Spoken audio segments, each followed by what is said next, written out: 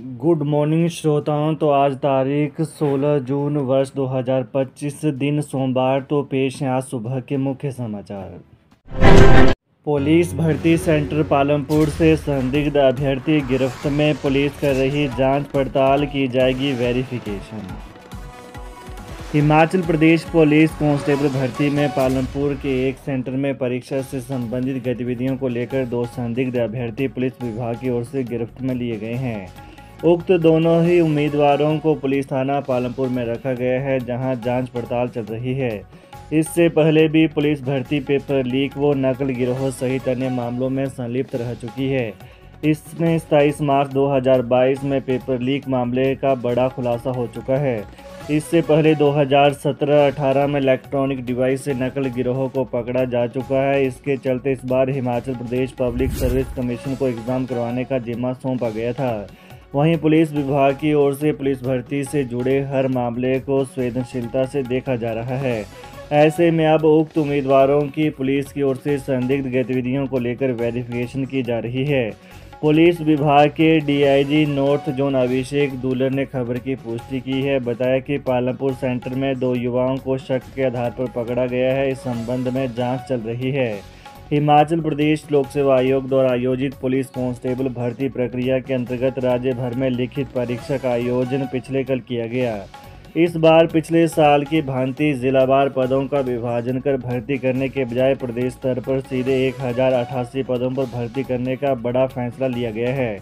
Police विभाग में constable के कुल 1088 पदों में से 708 पद पुरुषों के लिए, 380 पद महिलाओं के लिए आरक्षित किए गए हैं।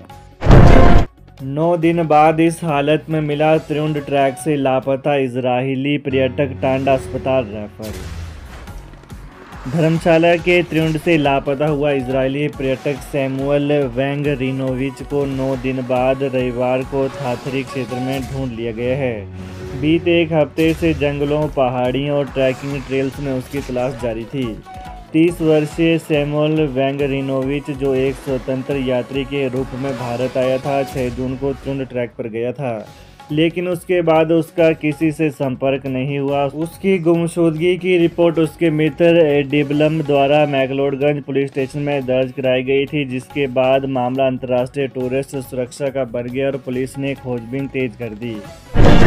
केंद्र ने रोका मनरेगा का बजट, पंचायतों में विकास कार्य ठप, पैसा न मिलने से शुरू नहीं हो रहे नए काम।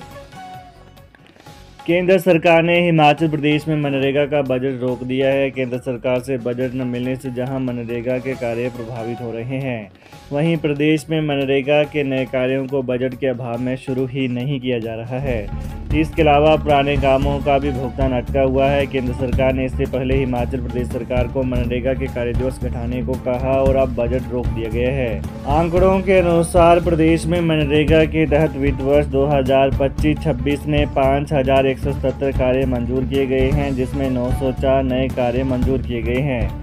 इन पर अभी तक कोई व्यय नहीं किया जा सका है। इनमें से 229 कार्य चल रहे हैं और इन पर 69.89 लाख रुपए खर्च किए गए हैं। कुल 6311 कार्य किए जा रहे हैं, जिन पर 70.16 लाख रुपए खर्च किए गए हैं। केंद्र सरकार द्वारा हिमाचल प्रदेश का मनरेगा बजट रोकने से प्रदेश में कई पंचायतों में मनरेगा का काम ठप हो गया है।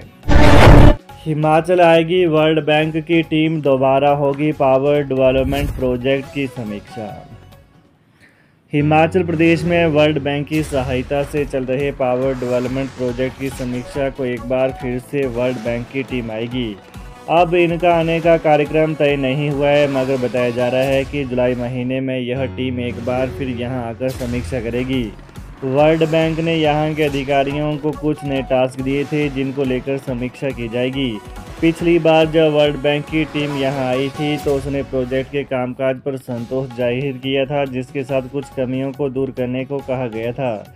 यहां 2000 करोड़ रुपए के इस प्रोजेक्ट पर काम चल रहा है। पावर सेक्टर में रिफॉर्म लाने के लिए वर्ल्ड बैंक ने हिमाचल को पैसा दिया है। हालांकि कुछ काम अभी तक नहीं हो पाने पर विश्व बैंक की टीम ने नाराजगी भी जताई है और कहा है कि उसे समय पर पूरा किया जाए, जिसकी समीक्षा अगले दौरे के दौरान होगी।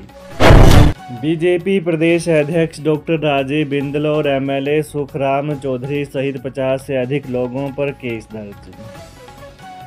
पुलिस थाना माजरा के अंतर्गत एक पंचायत से अपहृत युवती के मामले में क्षेत्र में लागू बीएनएस की धारा 163 के उल्लंघन के आरोप में भाजपा प्रदेश अध्यक्ष डॉक्टर राजीव बिंदल, पांवटा साहिब के विधायक सुखराम चौधरी सहित 50 से अधिक लोगों पर पुलिस थाना माजरा में केस दर्ज किया गया है। बता दें कि दो समुदाय के बीच सांप्रदायिक टकराव के बीच माजरा पुलिस थाना के अंतर्गत आने वाले 5 गांव कीर्तपुर, मेलियों, फतेहपुर, मिश्रवाला और माजरा में बीएनएस की धारा 163 लागू है। लिहाजा क्षेत्र में 5 या उससे अधिक लोगों के एकत्रित होने पर प्रतिबंध लगाया गया है। सरकार ने एसीएस ओंकार शर्मा से वापस लिए सभी महत्वपूर्ण विभाग, अब सिर्फ इस विभाग का संभालेंगे जिम्मा। हिमाचल प्रदेश सरकार ने वरिष्ठ आईएएस अधिकारी और अतिरिक्त मुख्य सचिव एसीएस ओंकार चंद शर्मा से सभी महत्वपूर्ण विभागों का प्रभार वापस ले लिया है। अब उनके पास केवल जनजातीय विकास विभाग की जिम्मेदारी रह गई है। यह फैसला उस अनुशासनात्मक कार्रवाई की अगली कड़ी के रूप में देखा जा रहा है जिसमें शर्मा को करीब 17 दिन पहले जबरन छुट्टी पर भेजा गया था। गौरतलब है कि Himachal Pradesh power corporation limited के चीफ इंजीनियर विमल नेगी की मौत से जुड़े मामले की जांच का जिम्मा सरकार ने ओंकार शर्मा को सौंपा था। जांच की अवधि 14 दिन तय की गई थी, लेकिन इस दौरान शर्मा ने राज्य सरकार की अनुमति के बिना हिमाचल प्रदेश उच्च न्यायालय में एक एफिडेविट दाखिल कर दिया। सरकार ने इसे अनुशासनहीनता माना और तत्काल प्रभाव से उन्हें छुट्टी पर भेज दिया। आज ऊना को तोहफा देंगे सीएम सुक्खू, करेंगे करोड़ों के उद्घाटन शिलान्यास, कल निरमंड में सरकार गांव के द्वार। मुख्यमंत्री सुखविंदर सिंह सुक्खू आज अपने एक दिन के प्रवास पर ऊना जा रहे हैं। वह सुबह शिमला से ऊना के लिए रवाना होंगे, जहां जलेड़ा नामक स्थान पर उनके कुछ कार्यक्रम हैं। यहां पर करोड़ों रुपए के उद्घाटन व शिलान्यास रखे गए थे। पिछले सप्ताह भी सीएम ने यहां जाना था, लेकिन अचानक उन्हें ऊना का दौरा बीच में छोड़कर आना पड़ा था। एक बार फिर वो ऊना जा रहे हैं। आज शाम को सीएम वापस शिमला लौट आएंगे। रविवार को मुख्यमंत्री शिमला में ही थे और पूरा दिन वो ओकओवर में रहे। बताया जाता है कि यहां पर उनसे कांग्रेस के कुछ नेता मिलने के लिए पहुंचे थे। वहीं अधिकारियों के साथ भी उन्होंने कुछ अहम मुद्दों पर चर्चा की। अवकाश के दिन भी सीएम ओकओवर से कामकाज निपटाते हैं। यहां अधिकारी पहुंचे हुए थे जिनके साथ सीएम ने विभिन्न मुद्दों पर चर्चा की। आज उनका ऊना जाने का कार्यक्रम है, जिसके बाद कल भी वो शिमला में नहीं होंगे। कल सीएम सरकार गांव के द्वार कार्यक्रम के लिए निरमंड के बागासराहन गांव में जाएंगे। आनी विधानसभा क्षेत्र में पड़ने वाले इस गांव में लोगों की समस्याओं को सुनेंगे और वहां पर विकास के कार्यों की गति देंगे। मुख्यमंत्री सुखविंदर सिंह सुक्खू के किसी दूरदराज के गांव में जाने के कार्यक्रम काफ़ी ज़्यादा सफल हो रहे हैं। वहां बेसब्री से सीएम के आने का इंतजार किया जाता है। लोग चाहते हैं कि सीएम उनके पास आए, क्योंकि इससे गांव में विकास के कार्यों में तेजी आती है। साथ ही लोगों की जो समस्याएं रहती है उनको मौके पर ही निपटा दिया जाता है। सीएम सुक्खू ने यह एक नई सोच के साथ कार्यक्रम चलाया है, जिसे सफलता मिल रही है। बागासराहन गांव के लोगों के बीच जाकर मुख्यमंत्री वहां की महिलाओं को 1500 रुपये के चेक भी वितरित करेंगे। बताया जाता है कि 1800 से ज़्यादा महिलाओं को यह राशि मिलेगी और 3 महीने की राशि सीधे उनके बैंक खाते में डाल दी जाएगी।